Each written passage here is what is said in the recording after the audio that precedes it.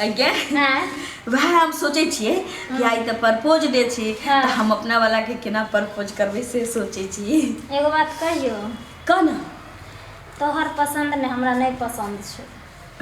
तोरा पसंद रहा से नहीं रहा से की होय छे, हम दिलो जान से ओकरा चाहे छी। सुन हाँ। तू चाहे छे ओकरा दिलो जान से, हर चीज के उम्र देखल जाए छे, समय देखल जाए छे, हर चीज अपना बराबरी में कोनो चीज कैल जाए छे तो अच्छा लागे छे ने।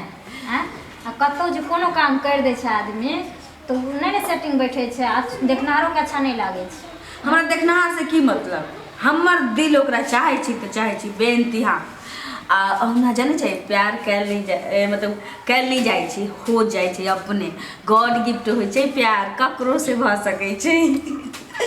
हम मानलियो लेकिन कम से कम तो अपन अथी देख क पर्सनैलिटी देख क कोनो काज न करती है। हमरा नजर में तो ओकरा से स्मार्ट कोई नहीं लगैया।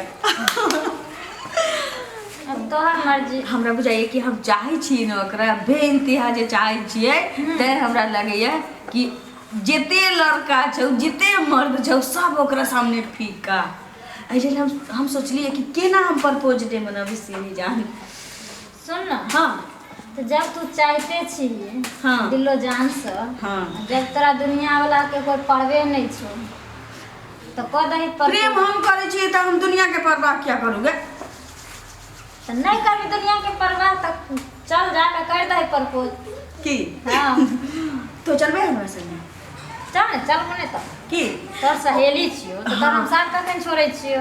ओना तो हमरा अलावे कोई लड़की के देखे छी ना तो शर्माए लगे छी, तो तू ना काट करौट में रहिए।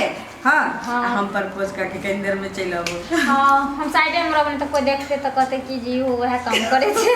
हैं? प्यार करना कोनो गलत काम थोड़ी छी बा। लेकिन हम ओने निकलिए ना अभी तक केकरो से। ठीक छौ तू साइडे में रहिए गे। हम अलग से देखबे तो हम ओकरा जब नहीं देखे छियै त हमरा दिल में ना धुकुर धुकुर धुआं उठैत रहे छै जमेलिया। हर घड़ी ना हम ओकरे प्यार में पागल रहे छी। ओ कखनो न खाए के मन होइए न पिए के मन होइए, सुतै छी त एहन नींद पड़ैए जे भर नींद उहे हमरा नजर अबैत रहे। कखनो जे तू टेंशन में रहे छी से ओकरे ले।